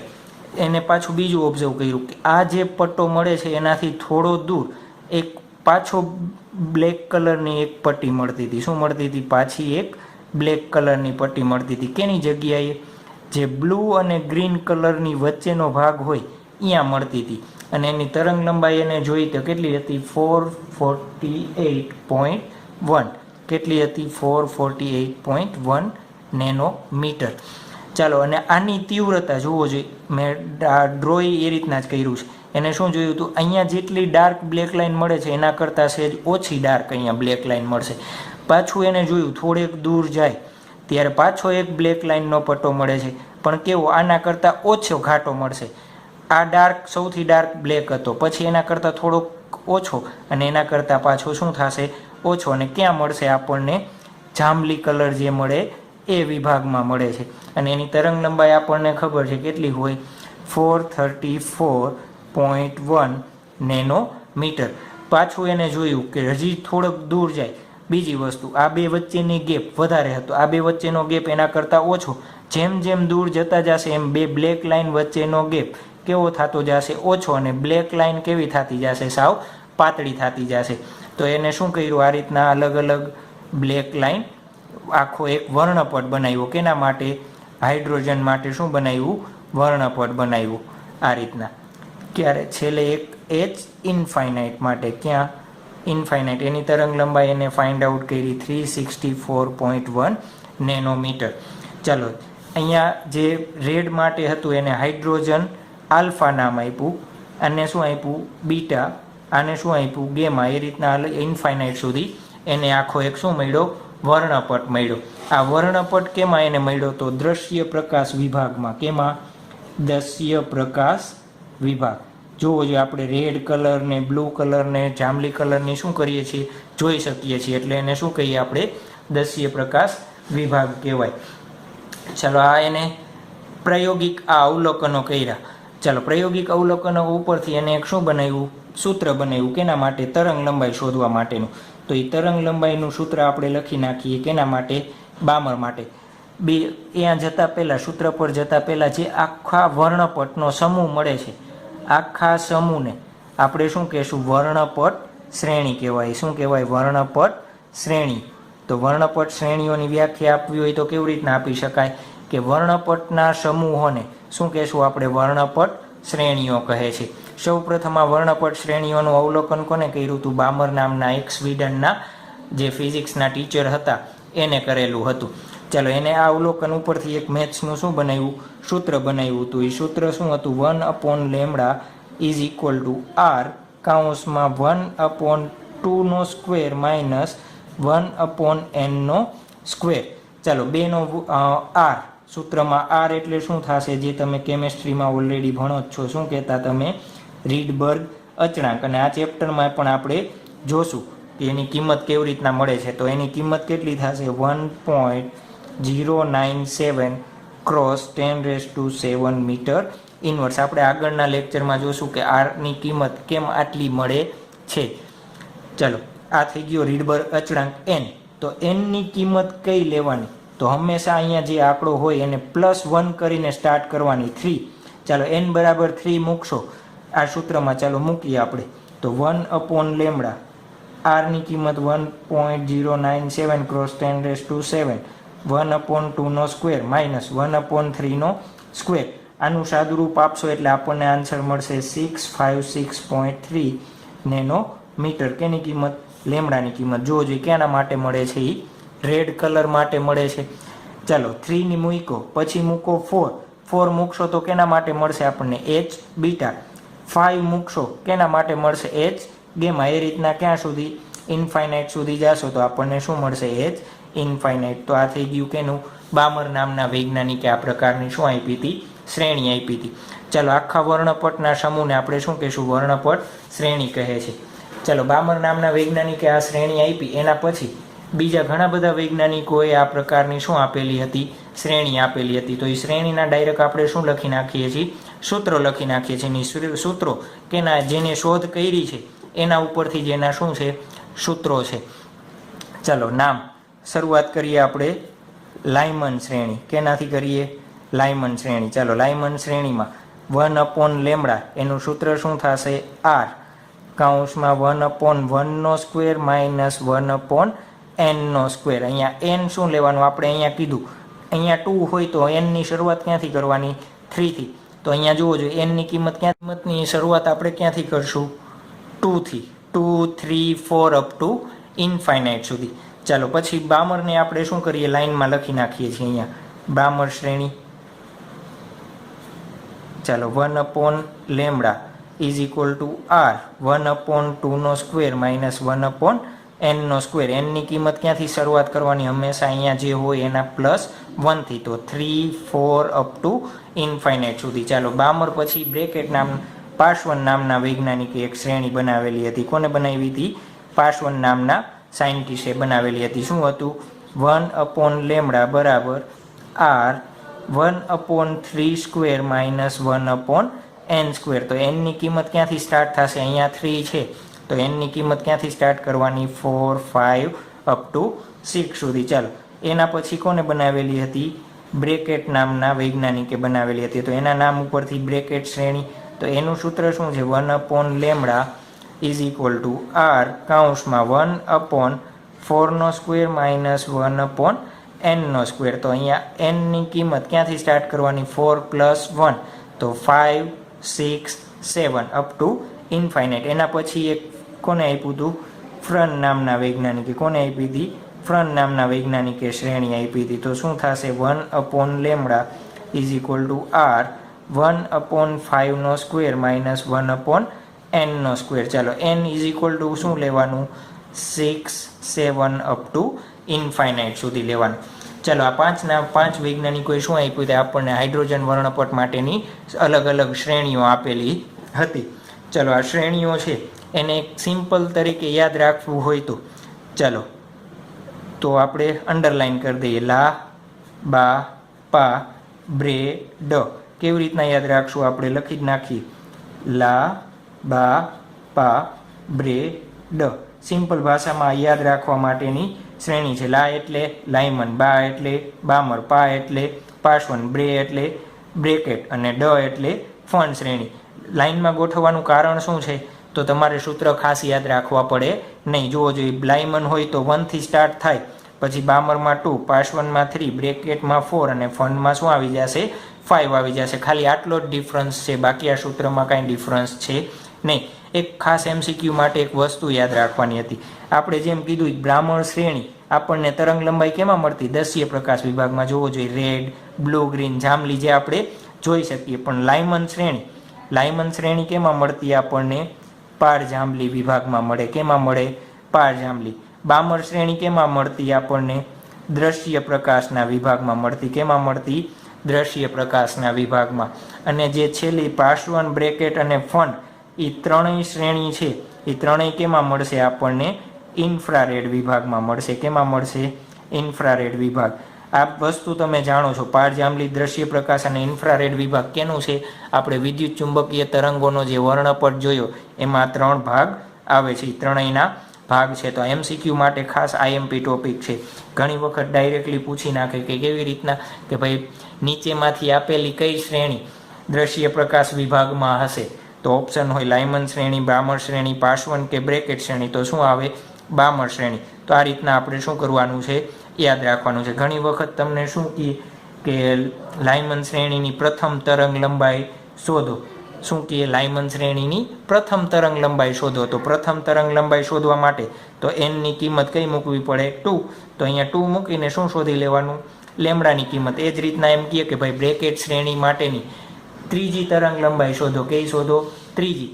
તો બ્રેકેટ શ્રેણીનું સૂત્ર મૂકવાનું ત્રીજું, 1, 2 અને 3. તો n બરાબર કેટલા લેવાના? 7. અને શું શોધી લેવાનું? લેમડા શોધી લેવાનું. તો આ રીતના શું થઈ જશે? એના MCQ થઈ જશે. તો આ થઈ ગયું આપણા માટે વર્ણપટનો ટોપિક અને વર્ણપટ શ્રેણીઓ. ત્યારબાદ આપણે જોવાનું છે હાઇડ્રોજન પરમાણુનું બોહર મોડેલ. ચાલો સૌથી પહેલા પરમાણુનું મોડેલ કોને આપ્યું હતું? જે થોમ્સન નામના વૈજ્ઞાનિકે. કયું આપ્યું હતું? Plum pudding model. શું કહેતા? કે ધન વિદ્યુતભાર સમગ્ર પરમાણુમાં કેવો હોય? અસ્તવ્યસ્ત, એટલે છૂટો છવાયેલો ગોઠવાયેલો હોય. પણ એના મોડેલને આ મોડિફાઈડ કોને કર્યું હતું? રધરફર્ડ નામના વૈજ્ઞાનિકે કર્યું હતું. શું કીધું હતું રધરફર્ડ નામના વૈજ્ઞાનિકે? કે ન્યુક્લિયસની આસપાસ ઇલેક્ટ્રોન ચોક્કસ કક્ષામાં ભ્રમણ કરતા હોય. શું હોય? ન્યુક્લિયસની આસપાસ ઇલેક્ટ્રોન ચોક્કસ કક્ષામાં શું કરતા હોય? ભ્રમણ કરતા હોય છે. ચાલો તો શું થયું? આ રધરફર્ડે જે મોડેલ આપ્યું હતું એમાં પાછા સવાલ થયા. સવાલ કોણ કરે? હોશિયાર હોય કે તમારા જેવા કરે? ચાલો કોણ સવાલ કરે? જે હોશિયાર સાયન્ટિસ્ટ હોય એ શું કરે? સવાલ કરે. કેવા? કે ભાઈ ઇલેક્ટ્રોનનો વિદ્યુતભાર કેવો છે? ઋણ છે અને આનો પ્લસ છે. તો આ ઇલેક્ટ્રોન ગતિ કરતો ન્યુક્લિયસમાં ન આવી જાય? કેવી રીતના? આપણને ખબર છે કે વિદ્યુત ચુંબકીય તરંગવાદ અનુસાર આપણે જ્યારે વિદ્યુત ચુંબકીય તરંગોનું ઉત્સર્જન થતું હોય, આગળના ટોપિકમાં જોયું. શું જોયું? કે પરમાણુ ભાઈ ચોક્કસ વર્ણપટ આપે. વર્ણપટ આપ્યું એટલે શું થયું? ઉત્સર્જન કર્યું. ચાલો ઉત્સર્જન કરશે તો આ ઇલેક્ટ્રોન પાસે જે ઉર્જા હોય એ ઉર્જામાં શું થતો જાય? સતત ઘટાડો થતો જવો જોઈએ. શું સવાલ કર્યા? કે વિદ્યુત ચુંબકીય તરંગોનું ઉત્સર્જન કરતો હોય તો આ ઇલેક્ટ્રોન પાસે સતત ઉર્જા કેવી થવી જોઈએ? ઓછી થતી જવી જોઈએ. જો આ ઇલેક્ટ્રોનની ઉર્જા સતત ઓછી થતી જાય, આ ઇલેક્ટ્રોન જે વર્તુળાકાર પથમાં ગતિ કરે છે એની ઉર્જા ઓછી થાય, તો એ ઓછી ઉર્જાના કારણે શું થશે? ઇલેક્ટ્રોન ધીમે ધીમે પોતાનો પથ બદલીને સર્પાકાર ગતિ કરીને, કેવો? સ્પાઇરલ સ્પ્રિંગ જેવો ગતિ કરીને આ રીતના ક્યાં મળી જવો જોઈએ? ન્યુક્લિયસમાં એકઠો થઈ જવો જોઈએ. કેના અનુસાર? વિદ્યુત ચુંબકીય તરંગના વાદ અનુસાર. આપણને ખબર છે કે શું ભાઈ ઇલેક્ટ્રોન ગતિ કરે છે. ઇલેક્ટ્રોનની ગતિ કેવી છે? વર્તુળાકાર ગતિ. ચાલો વર્તુળાકાર ગતિ છે કેવી કેન્દ્રગામી બળના કારણે છે. કેના કારણે છે? કેન્દ્રગામી બળના કારણે. કેન્દ્રગામી બળ હોય તો જ્યાં બળ હાજર હશે ત્યાં પ્રવેગ હશે. પ્રવેગ હોય, પ્રવેગના કારણે શું થશે? વિદ્યુત ચુંબકીય તરંગોનું ઉત્સર્જન થશે. વિદ્યુત ચુંબકીય તરંગોના કારણે જે ઉત્સર્જન થાય એ ઉત્સર્જનના કારણે એની ઉર્જામાં શું થતો જોઈએ? સતત ઘટાડો થતો જવો જોઈએ. શું થવું જોઈએ? સતત ઘટાડો થતો જવો જોઈએ. ચાલો, સતત ઘટાડો થતો જાય તો શું થાય? ઉર્જામાં સતત ઘટાડો થાય તો ઇલેક્ટ્રોન શું કરશે? પોતાની કક્ષા બદલાવતો કેમાં મળી જશે? ન્યુક્લિયસમાં મળી જવો જોઈએ. તો આ મોડેલ લઈ અમુક ક્વેશ્ચનના કારણે શું થયું? રદ થયું. તો એના ઉપરથી બોહર નામના વૈજ્ઞાનિકે એક શું આપ્યું? મોડેલ આપ્યું. પણ એને શું કીધું? અધિકતક આપ્યો. શું આપ્યો? બોહર અધિકતક. અધિકતક એટલે આમ હોઈ શકે પણ મારી પાસે સાબિતી છે નહીં. ઇલેક્ટ્રોન અને ન્યુક્લિયસની વચ્ચે આવો સંબંધ હોઈ શકે પણ મારી પાસે એની સાબિતી કાંઈ છે નહીં. ચાલો, તો એને અમુક સ્વીકૃતિ આપી. શું આપી? બોહર અધિકતર્ક. શું કહેવાય એને? બોહર અધિકતર્ક. અધિકતર્ક એટલે તર્ક લગાવ્યો પણ સાબિતી કાંઈ હતી નહીં. તો પહેલું તર્ક શું લગાવ્યું? કે જે ઇલેક્ટ્રોન આ સર્પિલાકાર ગતિ કરે છે એના બદલે પોતાની જ કક્ષામાં ગતિ કરતો હશે. શું હશે? પોતાની જ કક્ષામાં ગતિ કરશો હશે. અને ગતિ કેવી હશે? એ કંઈ ઉર્જાનું ઉત્સર્જન કરતો હશે નહીં. કેવી? જો ઉર્જાનું ઉત્સર્જન કરે તો આપણને ખબર સતત ઉર્જા ઘટતી જશે. ઉર્જા ઘટે તો ઇલેક્ટ્રોનનો વેગ ઘટે અને ક્યાં મળશે? ન્યુક્લિયસમાં મળી જશે. તો બોહર નામના વૈજ્ઞાનિકે શું કહી દીધું? કે જે ઇલેક્ટ્રોન પોતાની ચોક્કસ કક્ષામાં શું કરતો હશે? ગતિ કરશો હશે. કેવી રીતના? ઉર્જાનું ઉત્સર્જન કર્યા વગર. ચાલો, તો લખી નાખીએ. શું? પરમાણુમાં ઇલેક્ટ્રોન, પરમાણુમાં ઇલેક્ટ્રોન કેટલીક ચોક્કસ સ્થાયી કક્ષાઓમાં ઉર્જાનું ઉત્સર્જન કર્યા વિના શું કરતો હશે? ભ્રમણ કરી શકે. શું કીધું એને? ઉર્જાનું ઉત્સર્જન કર્યા વિના ભ્રમણ કરી શકે છે. ચાલો, આ બાબત આપણે શું કીધું? આપણે જોયું કે ઇલેક્ટ્રોન શું હોય? ઇલેક્ટ્રોન પાસે જો પ્રવેગ હોય તો એ શું કરે? વિદ્યુત ચુંબકીય તરંગોનું ઉત્સર્જન કરે. એના કરતાં કેવું છે? આ વિરુદ્ધ. કેમ? શું કહી દીધું એને? ઉર્જાનું ઉત્સર્જન કરતો નથી. એના કરતાં શું? સાવ અલગ જ કહી દીધું. કાંઈ ઉર્જા ઉત્સર્જન કરતો નથી. અને દરેક જે સ્થાયી અવસ્થા કીધી એ સ્થાયી અવસ્થા ચોક્કસ મૂલ્યની શું ધરાવે? ઉર્જા ધરાવે. તો એ દરેક સ્થાયી અવસ્થા ચોક્કસ મૂલ્યની શું ધરાવે? ચોક્કસ મૂલ્યની ઉર્જા ધરાવે છે. અને આ જે સ્થાયી અવસ્થાઓ હોય, આ સ્થાયી અવસ્થાઓ હશે એ અવસ્થાને આપણે શું કહેશું? આ અવસ્થાઓ હશે એને કેવી કહેશું? આપણે સ્થાયી અવસ્થાઓ કહેશું. કેવી કહેશું? સ્થાયી અવસ્થાઓ કહે છે. ચાલો, ખ્યાલ આવી ગયો શું કહેવા માગે છે? એને શું કહી દીધું એક જ ઝટકે કે ભાઈ પરમાણુનું ઇલેક્ટ્રોન ચોક્કસ કક્ષામાં ભ્રમણ કરતો હોય એ ભ્રમણ કરશે પણ કંઈ ઉર્જાનું ઉત્સર્જન કરશે નહીં. એની પાસે સાબિતી નહોતી, ખાલી શું કહી હતી? વાતું કહી હતી. તો આ થઈ ગયું. આપણે જે ફર્સ્ટમાં શું કર્યું? સ્થાયી અવસ્થાઓ કીધી. તો બોહરે પાછો બીજો અધિકતક આપ્યો. એ અધિકતક શું કરશે? સ્થાયી અવસ્થાઓની વ્યાખ્યા આપશે કે કેવી સ્થાયી અવસ્થાઓ હોવી જોઈએ. તો એના માટે એને શું કીધું? કે ન્યુક્લિયસની આસપાસ ઇલેક્ટ્રોન માત્ર એવી જ કક્ષાઓમાં ભ્રમણ કરશે. વ્યવસ્થિત સાંભળજો. શું કહે? ન્યુક્લિયસની આસપાસ ઇલેક્ટ્રોન માત્ર એવી જ કક્ષાઓમાં ભ્રમણ કરે કે જે કક્ષાઓની કોણીય વેગમાં h/2π ના ગુણાંકમાં હોય. h/2π ના ગુણાંકમાં હોય. શું કીધું એને? ન્યુક્લિયસની આસપાસ બીજો અધિકતક શું આપ્યો તો એને? ન્યુક્લિયસની આસપાસ ઇલેક્ટ્રોન માત્ર એવી કક્ષાઓમાં ભ્રમણ કરે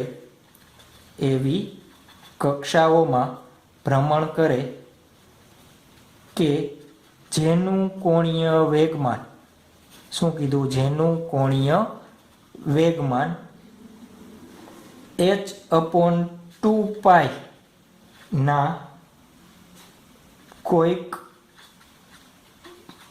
પૂર્ણાંક ગુણાંક જેટલું હોય. શબ્દો થોડાક અઘરા છે પણ હમણાં સમજીએ એટલે શું થઈ જશે, આવડી જશે. જ્યાં h એટલે આપણને ખબર છે શું છે, પ્લાન્ક અચળાંક. h એટલે શું છે, પ્લાન્ક અચળાંક છે. શું છે, પ્લાન્ક અચળાંક. એની કિંમત આપણને ખબર છે કેટલી છે, 6.6 × 10⁻34 જૂલ ઇન્ટુ સેકન્ડ. ચાલો, શું કહેવા માંગે છે, ધારો કે આ ન્યુક્લિયસની આસપાસ આ ઇલેક્ટ્રોન પહેલી કક્ષામાં ભ્રમણ કરે છે તો આ કક્ષાનું કોણીય વેગમાન કેટલું હોવું જોઈએ, h/2π. ધારો કે આ બીજી કક્ષા છે, એ બીજી કક્ષામાં ભ્રમણ કરતો હોય તો આનું વેગમાન કેટલું હોવું જોઈએ, પહેલી કક્ષાનું h/2π તો બીજી કક્ષાનું કેટલું થાય, h/2π પ્લસ h/2π. ઇલેક્ટ્રોન ક્યાં હંમેશા ભ્રમણ કરતો હોવો જોઈએ, આ કક્ષામાં અથવા આ કક્ષામાં, અહીંયા વચ્ચેના જંગલમાં ક્યાંય ભ્રમણ કરતો હોવો જોઈએ. જંગલ એટલે ખાલી અવકાશમાં ક્યાંય ભ્રમણ કરતો હશે નહીં. ચોક્કસ અવસ્થામાં, કઈ અવસ્થા, આ અવસ્થા, પહેલી અવસ્થા કઈ, h/2π જેટલી કોણીય વેગમાન ધરાવે. બીજી અવસ્થા કેટલી હોય, h/2π પ્લસ h/2π. શું લખી શકાય, 2h/2π. ધારો કે ત્રીજી કક્ષા હોય તો ત્રીજી કક્ષા માટે શું થાય, h/2π plus h/2π plus h/2π. તો શું મળે, 3h/2π.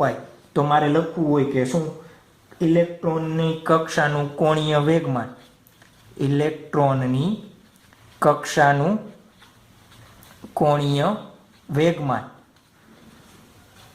L કહીએ છીએ, કેટલું મળે જોજો. પેલી કક્ષામાં હતો તો h/2π, બીજીમાં હતો તો 2h હતો, ત્રીજીમાં હતો તો 3. ધારો કે n કક્ષા માટે લખવું હોય આપણે કોમન તો શું થશે, nh/2π. ચાલો, હવે આનો મતલબ તમને ખબર પડ્યો. કોઈ પૂર્ણાંક ગુણાંક, પૂર્ણાંક ગુણાંક એટલે h/2π એને ગુણ્યા 2. કેવી રીતના, ધારો કે એક ઇલેક્ટ્રોનનો વિદ્યુતભાર છે કેટલો, 1.6 × 10⁻19. હવે હું બે વિદ્યુતભાર કરું તો એનો વિદ્યુતભાર ટોટલ કેટલો થશે, 3.2. કે 1.6 કે 3.2 ની વચ્ચે રહેશે નહીં રહે. તો એ જ રીતના શું કહે છે, કોઈ પૂર્ણાંક ગુણાંકમાં કેવાય h/2π અને 2h/2π, પણ એની વચ્ચે ક્યારેય રહેશે નહીં. ચોક્કસ મૂલ્ય એટલે શું થશે, એનો મતલબ કે ઇલેક્ટ્રોન કોઈ પણ કક્ષામાં ભ્રમણ કરે, ધારો કે આ કક્ષામાં ભ્રમણ કરશે તો એનું વેગમાન કેટલું હશે, h/2π. આ કક્ષામાં ભ્રમણ કરશે તો એનું વેગમાન કેટલું હશે, 2h/2π જેટલું. એના પછીની કક્ષામાં ભ્રમણ કરશે તો 3h/2π. અને nમી કક્ષામાં હોય તો શું થાય, nh/2π. આ સિવાયની એકય કક્ષામાં કે વચ્ચેની જગ્યામાં ઇલેક્ટ્રોનનું ભ્રમણ થશે નહીં. ત્યારબાદની ત્રીજી સ્વીકૃતિ, ધારો કે ન્યુક્લિયસની આસપાસ કોઈ એક ચોક્કસ કક્ષામાં ઇલેક્ટ્રોન ભ્રમણ કરે છે, ઇલેક્ટ્રોન ભ્રમણ કરે છે અને એના પછીની એક બીજી કક્ષા, ત્યાં પણ એક ઇલેક્ટ્રોન હશે, ભ્રમણ કરતો હશે. ધારો કે આપણે આ ઇલેક્ટ્રોનને કોઈ પણ રીતે શું કરીએ, ઉત્તેજિત કરીએ. ઉત્તેજિત કરીએ એટલે બહારથી બીજે કોઈ ઇલેક્ટ્રોનનો મારો ચલાવીએ અથવા વિદ્યુત પ્રવાહ આપીએ. શું કરીએ છીએ આપણે, આ ઇલેક્ટ્રોનને ઉત્તેજિત કરી. ચાલો, ઉત્તેજિત કરશો એટલે શું થશે, એની ઉર્જામાં વધારો થશે. એની ઉર્જામાં વધારો થશે તો આપણને ખબર છે વધેલી ઉર્જા હોય તો કેવી રીતના, તો એનો વેગ વધશે. તો આ ઉર્જા, આ ઇલેક્ટ્રોનની ઉર્જા શું થઈ, વધી, તો એનો વેગ વધશે. વેગ વધે તો આપણને ખબર છે, સૂત્ર ઉપરથી કાલ જોયું હતું એમ, શું કે વેગ વધે તો એની ત્રિજ્યામાં શું થાય, વધારો થાય. કયા સૂત્ર ઉપરથી, આ સૂત્ર ઉપરથી જોવો જોઈએ. વેગ શું થાય, જેમ જેમ વેગ વધતો જશે એમ શું થશે, ત્રિજ્યા, કોણીય વેગમાન શું થશે, વધતું જશે. ઉર્જા વધી, ઉર્જા વધતી જશે તો ઇલેક્ટ્રોન ક્યાં આવી જશે, એના પછીની કક્ષામાં.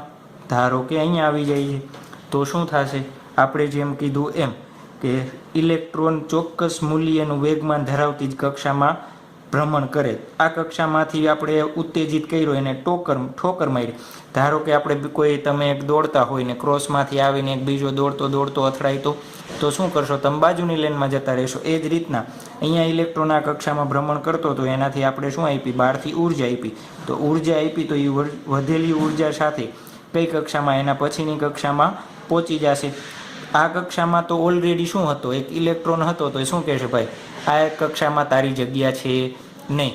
તો ઇલેક્ટ્રોન શું કરશે, એને પાછો પોતાની કક્ષા માટે જવા માટે કહેશે. પણ આપણને ખબર છે આ કક્ષાની ઉર્જા કેવી છે, વધારે. આ કક્ષાની ઉર્જા કેવી છે, ઓછી છે. હવે ઇલેક્ટ્રોનને આ કક્ષામાંથી અહીંયા નીચેની કક્ષામાં જવા માટે શું કરવું પડે, ઉર્જા આપવી પડે. તો એ ઉર્જા કયા સ્વરૂપમાં આપશે? ધારો કે આ કક્ષાની ઉર્જા આપણે ધારી લઈએ, આ ઇલેક્ટ્રોનની ઉર્જા EI એટલે પ્રારંભિક ઉર્જા. શું કહીએ આપણે? પ્રારંભિક ઉર્જા. અને આ કક્ષાની અંતિમ ઉર્જા છે એને EF ને આપણે શું કહી દઈએ? અંતિમ અવસ્થાની ઉર્જા. પ્રારંભિક અવસ્થાની ઉર્જા અને અંતિમ અવસ્થાની ઉર્જા. ચાલો, આ ઇલેક્ટ્રોન શું કરશે? પાછું આવવું છે તો શું કરવું જોઈએ? એને ઉર્જા મુક્ત કરવી પડે તો જ આવી શકે, અધરવાઇઝ આવી શકશે નહીં. તો નેચરમાં શું કરે? ઇલેક્ટ્રોન એક ઉર્જા મુક્ત કરવા માટે શું કરશે? પાછો અહીંયા આવવા માટે એક ફોટોનનું ઉત્સર્જન કરે. શું કરે? ફોટોનનું ઉત્સર્જન કરશે. એ ફોટોનની ઉર્જા કેટલી હોય આપણને ખબર છે. આ ફોટોનની ઉર્જા કેટલી હશે જોવો જોઈએ. EI ઇનિશિયલ ઉર્જા હતી, EF ફાઇનલ ઉર્જા હતી. તો વધારાની ઉર્જા ગઈ ક્યાં? જે બંને વચ્ચેનો તફાવત હોય EI માઇનસ EF, એ બંને વચ્ચેનો તફાવત હોય એટલી ઉર્જા શું થશે? ફોટોનની ઉર્જા થશે. અને ફોટોનની ઉર્જાનું સમીકરણ આપણને ખબર છે, hν EI માઇનસ EF. તો આ થઈ ગઈ બોહરની નંબર ત્રીજી સ્વીકૃતિ. ચાલો એકવાર ફરીથી રિપીટ કરી દઈએ. ધારો કે હું તમને કહું બાઇક લઈને જતા હોય, નાનો ટર્ન મારવો છે, તો તમે 60ની સ્પીડમાં ટર્ન મારશો કે 30ની સ્પીડમાં?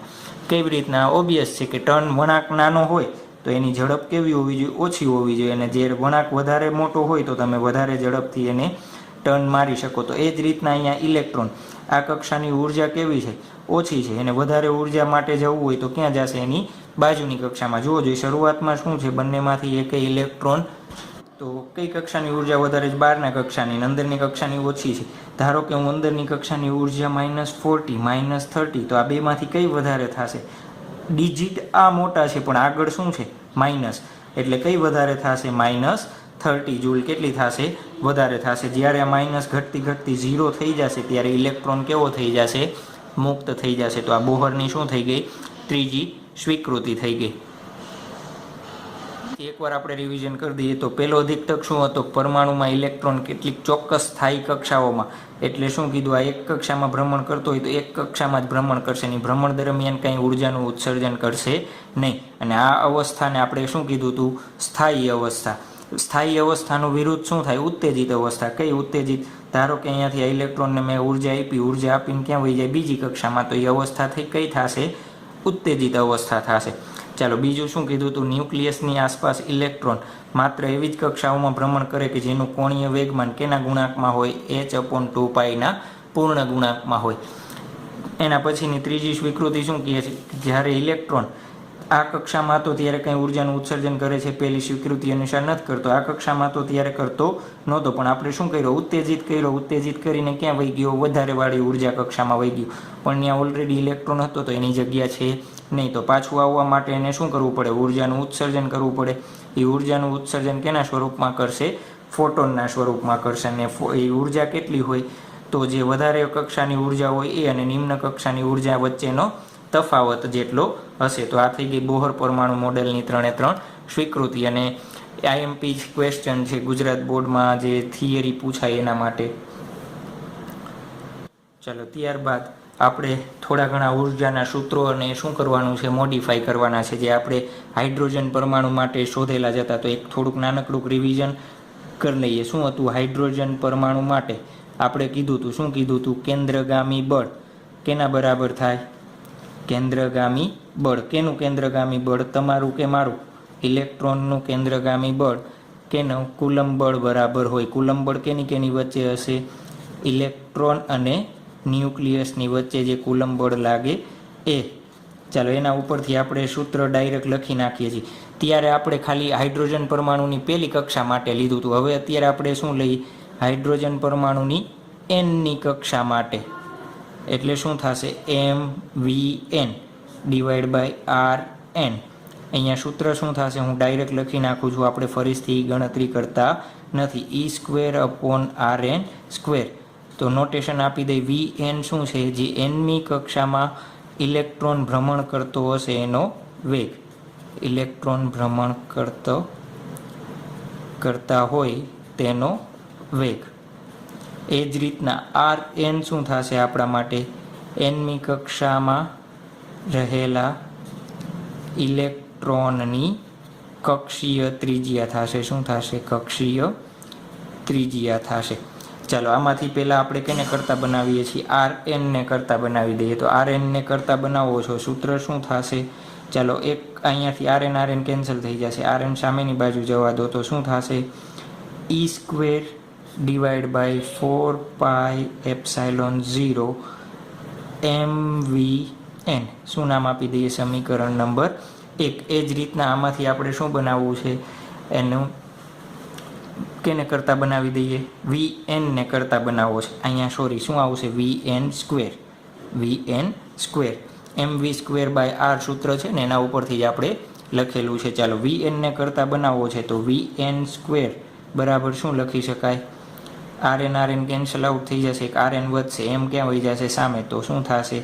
ઈ સ્ક્વેર ડિવાઈડ બાય 4πε0 શું થશે? 4πε0 ઇન્ટુ એમ ક્યાં આવી જશે? નીચે.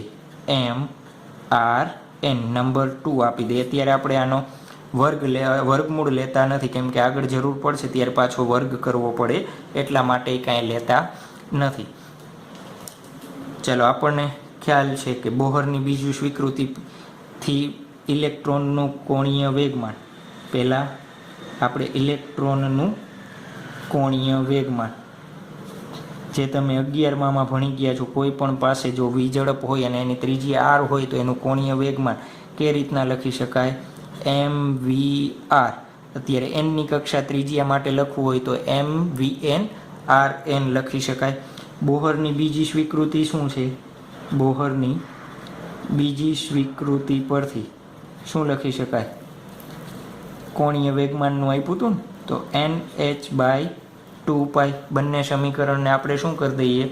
સરખાવી દઈએ. ચાલો બંને સમીકરણને સરખાવશો તો શું થશે? આ નંબર 3 આપી દઈએ, નંબર 4 આપી દઈએ. ચાલો બંને સમીકરણને શું કરીએ છીએ? આપણે સરખાવીએ છીએ. ચાલો સરખાવશું એટલે MVN RN NH/2π. તો આ થઈ ગયું સમીકરણ. ચાલો આ સમીકરણમાંથી પાછું આપણે શું કરીએ? RN ને કરતા બનાવશું અને VN ને કરતા બનાવશું. ચાલો જે સમીકરણ છે એમાંથી આપણે શું કરવા છે? RN અને VN ને કરતા બનાવવા છે. તો કેવી રીતના બનશે? ચાલો પહેલાં કેને કરતા બનાવી દઈએ? RN ને કરતા બનાવી. તો RN બરાબર શું લખી શકાય? NH/2π 1/MVN ક્યાં વહી જશે? સામેની બાજુ. નંબર આપણે શું આપી દઈએ? 5. એ જ રીતના VN ને કરતા બનાવીએ તો શું થશે? NH/2π 1/MRN નંબર 6 થઈ ગયું. ચાલો હવે આપણે શું કરશું? જોવો જોઈએ. એક સમીકરણ RNનું અહીંયા છે, એક સમીકરણ RNનું અહીંયા છે અને VNનું એક સમીકરણ અહીંયા છે. બે સમીકરણ છે તો એ બંને સમીકરણને કમ્પેરિઝન કરીએ અને એમાંથી શું શોધી લેશું આપણે?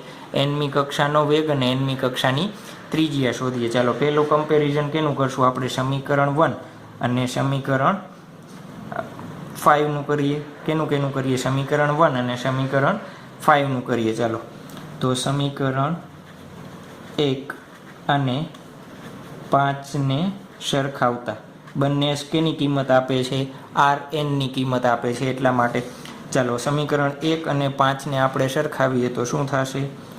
ઈ square divide by 4πε0 MVN square.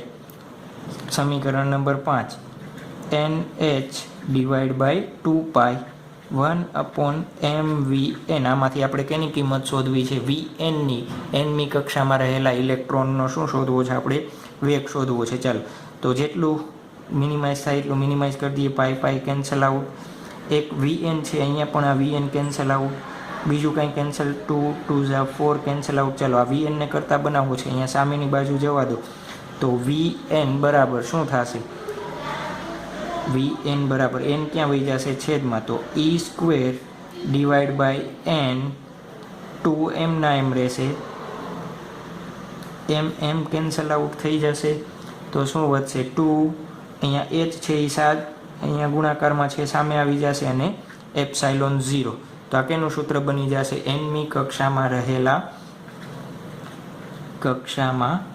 રહેલા ઇલેક્ટ્રોનના વેગનું સૂત્ર થઈ જશે. શું થઈ જશે? ઇલેક્ટ્રોનના વેગનું સૂત્ર થઈ જશે. જોવો જોઈએ આ સમીકરણમાં E કેવો છે? અચળ.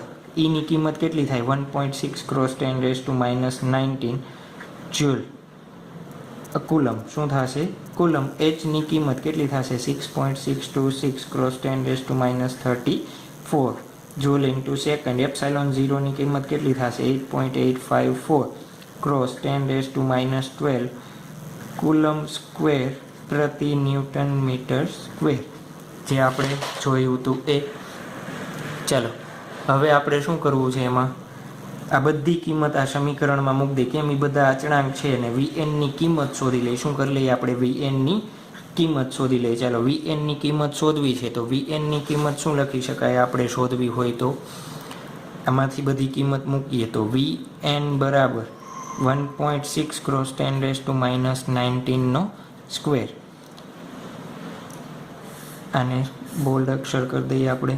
ડિવાઈડ બાય એન એમ રાખીએ, એટલે જ્યારે પણ આપણે એ સૂત્રમાં એક કક્ષાની ત્રિજ્યા શોધવાની કે ધારો કે બીજી કક્ષામાં રહેલ ઇલેક્ટ્રોનનો વેગ શોધો, તો n બરાબર કેટલા મૂકશું આપણે?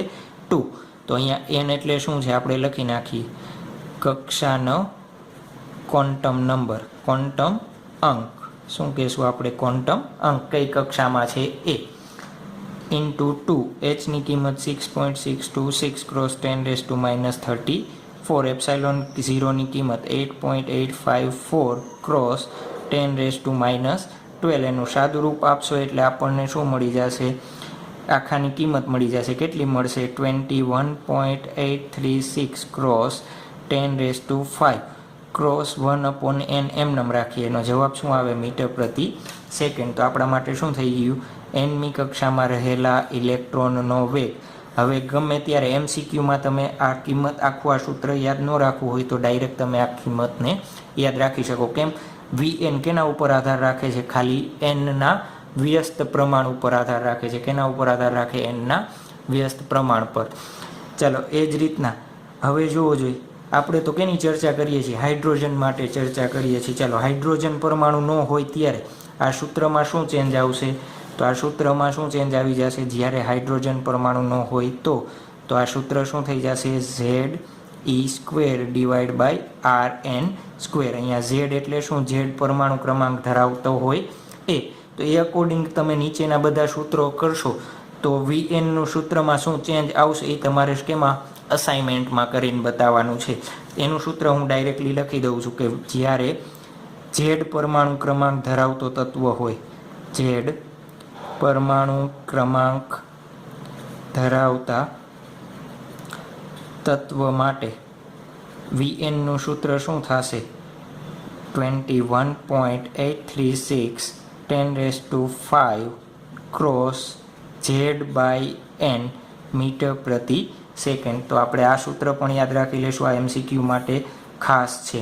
ધારો કે તમને એક્ઝામમાં પૂછાય કે પહેલી કક્ષામાં રહેલ ઇલેક્ટ્રોન અને બીજી કક્ષામાં રહેલ ઇલેક્ટ્રોનના વેગનો ગુણોત્તર શોધો, તો શું કરવાનું? આ બંને માટે આપણે શું કરશું? MCQ કીએ કેવી રીતના? પહેલી કક્ષામાં રહેલ ઇલેક્ટ્રોન અને બીજી કક્ષામાં રહેલ ઇલેક્ટ્રોન હાઇડ્રોજન પરમાણુ માટેનો વેગનો તફાવત શોધો. તો પહેલી કક્ષા માટે n બરાબર શું મૂકવાનું? V1. તો શું થશે? 836 × 10⁵ n બરાબર 1 મૂકો એટલે આટલી જ કિંમત રહેશે. બીજું શું કીધું? બીજી કક્ષામાં રહેલ ઇલેક્ટ્રોન. તો શું થશે? 836 × 10⁵ છેદમાં n છે તો છેદમાં શું મૂકશું? અને શું શોધવાનો કે? બંનેનો ગુણોત્તર શોધવાનો કહે તો V2/V1 કેટલો થશે? 1/2. બંનેનો ગુણોત્તર લેશો એટલે આન્સર શું આવશે? 1/2. તો આ રીતના MCQ તમને પૂછાય. તો Vnની કિંમત કેના ઉપર? nના વ્યસ્ત પ્રમાણમાં આધાર રાખે. કેના ઉપર? વ્યસ્ત પ્રમાણ પર આધાર રાખે છે. તો આપણા માટે થઈ ગયું કેનું સમીકરણ? વી એનનું સમીકરણ જ્યારે એનમી કક્ષામાં અને ઝેડ પરમાણુ ક્રમાંક ધરાવતો તત્વ હોય ત્યારે. તો હવે એ જ રીતના આપણે કેનું સમીકરણ શોધશું? ત્રિજ્યા માટે શોધશું. ચાલો, ત્રિજ્યા માટેનું શોધવું હોય તો કેને સરખાવશું? વી એનને સરખાવશું. વી એનને સરખાવશું એટલે શું મળશે આપણને? ત્રિજ્યા મળશે. ચાલો, બંનેમાંથી વી એનનું સમીકરણ જોવો જોઈએ. સમીકરણ 2માં વી એનનો શું છે? વર્ગ છે. સમીકરણ 6માં વી એન કેવું છે? સિમ્પલ. તો આપણે શું કરીએ? સમીકરણ 6નો શું લઈ લઈ? વર્ગ લઈ સમીકરણ 2 સાથે શું કરી દઈએ? સરખાવી દઈએ. તો શું થશે? ચાલો, સમીકરણ 6નો વર્ગ લીધો આપણે. NH/2π એનો શું થાય? વર્ગ. 1/ આનો પણ શું થશે? વર્ગ. m² RNનો square. કેની સાથે સરખાવશું? સમીકરણ 2 સાથે. તો સમીકરણ 2 શું છે? E² / 4πε0 m × RN. તો આ બે સમીકરણ થઈ ગયું. ચાલો, આ બંનેને સમીકરણને સરખાવીએ અને આપણે કેને કરતા બનાવવા છે? RNને કરતા બનાવવા છે. ચાલો, RNને કરતા બનાવો. પહેલાં તો એક m કેન્સલ, અહીંયા સ્ક્વેર છે એટલે એક m કેન્સલ. બીજું શું કેન્સલ? RNનો વર્ગ છે, RN કેન્સલ. ચાલો, બાકીનું બધું શું રાખીએ? આપણે એમ રાખીએ. RNને કરતા બનાવીએ તો RN ક્યાં જશે? સામેની બાજુ. તો અહીંયા શું વધ્યું છે? NH/2π એનો સ્ક્વેર. m ક્યાં વહી ગયો? અહીંયા ઉપર. તો me². અહીંયા છેદમાં શું છે? 4πε0. સોરી, શું થશે? આ રીતના નહીં બને. કેમ? RN અહીંયા જશે તો e ક્યાં આવશે? છેદમાં. તો આખું સમીકરણ કેવી રીતના બનશે? RN બરાબર NH/2π એનો સ્ક્વેર. 4πε0 ક્યાં વહી જશે? ઉપરની બાજુ વહી જશે. અને me² ક્યાં આવી જશે? ડિનોમિનેટરમાં આવી જશે. તો થઈ ગયું આપણા માટે સમીકરણ. હવે આ સમીકરણમાં પણ જોવો જોઈએ. h 2π 4πε0 me² બધા કેવા છે? અચળ છે. તો અચળાંકની આપણે બધાની શું કરી દઈએ? કિંમત મૂકી દઈએ. તો અચળાંકની શું કરતા આપણે? કિંમત મૂકતા. તો અચળાંકની કિંમત મૂકશું RN. ચાલો, મૂકતા જાય. n² એમનો. h એટલે 6.626 ક્રોસ 10⁻34 એનો સ્ક્વેર છેદમાં 2π નો સ્ક્વેર એટલે શું થશે? 4π². અહીંયા શું થશે? 4πε0 ની કિંમત 8.854 ક્રોસ 10⁻12 ડિવાઈડ બાય m એટલે 9.1 ક્રોસ 10⁻31 e એટલે શું થશે? 1.6 ક્રોસ 10⁻19. આનું સાદુરૂપ આપશો એટલે શું મળશે આપણને? RNની કિંમત n² ગુણ્યા 5.29 ક્રોસ 10⁻11. ચાલો, તો આ થઈ ગયું આપણા માટે કેનું સૂત્ર? RNનું સૂત્ર થઈ ગયું. ચાલો, એ જ રીતના આપણને જો હવે ઝેડ પરમાણુ ક્રમાંક ધરાવતો તત્વ આપેલો હોય તો જેવી રીતના VNનું સૂત્ર બનાવ્યું હતું એ જ રીતના. તો જ્યારે ઝેડ પરમાણુ ક્રમાંક ધરાવતા તત્વ માટે આપણને એમ કહીએ કે એનમી કક્ષામાં રહેલા ઇલેક્ટ્રોનનું શું કરો? ત્રિજ્યા શોધો. તો ઝેડ પરમાણુ ક્રમાંક ધરાવતો હોય ત્યારે એની ત્રિજ્યાનું સૂત્ર શું થશે? n²/z cross 5.29 cross 10⁻11 metre. તો આપણા માટે થઈ ગયું ક્યારે? ઝેડ પરમાણુ ક્રમાંક ધરાવતો હોય ત્યારે. તો આ સૂત્ર બંને જે રીતના MCQ આપણે VN માટે જોયો એ જ રીતના RN માટે પણ જોઈ શકાય. RNની કિંમત કેને ચલન પામે છે? n² ને ચલન પામે છે. હવે હું એક MCQ આપું કે પહેલી કક્ષામાં રહેલા ઇલેક્ટ્રોનની ત્રિજ્યા અને બીજી કક્ષામાં રહેલા ઇલેક્ટ્રોનની ત્રિજ્યાનો ગુણોત્તર શોધો. તો કેવી MCQ કેવી રીતના શોધશું આપણે?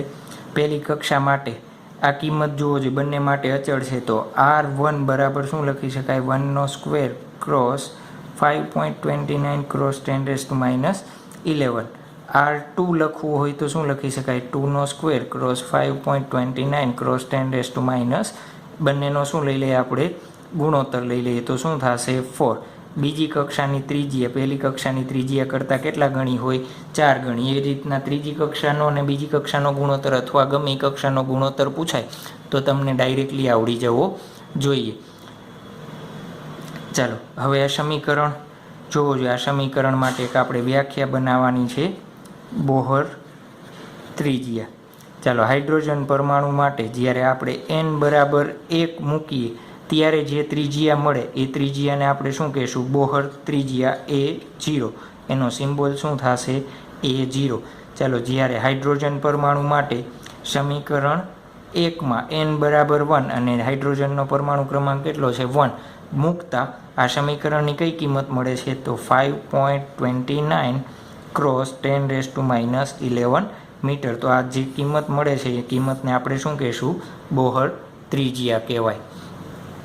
હાઇડ્રોજન પરમાણુ માટે આપણે કુલ ઉર્જાનું સૂત્ર મેળવેલ હતું. શું હતું? હાઇડ્રોજન પરમાણુ માટે કુલ ઉર્જા શું સૂત્ર હતું?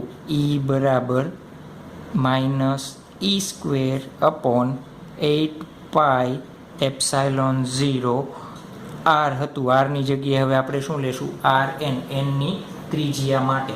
ચાલો Rnની આ કિંમત છે એ ક્યાંથી મૂકશું આપણે? Rn જે આપણે કિંમત બનાવી છે આગળના સમીકરણમાં, તો Rn બરાબર આપણે શું લખ્યું હતું? Rn બરાબર ફાઇન્ડ આઉટ કર્યું હતું NH/2π એનો સ્ક્વેર ઇન્ટુ 4πε0 અપોન me².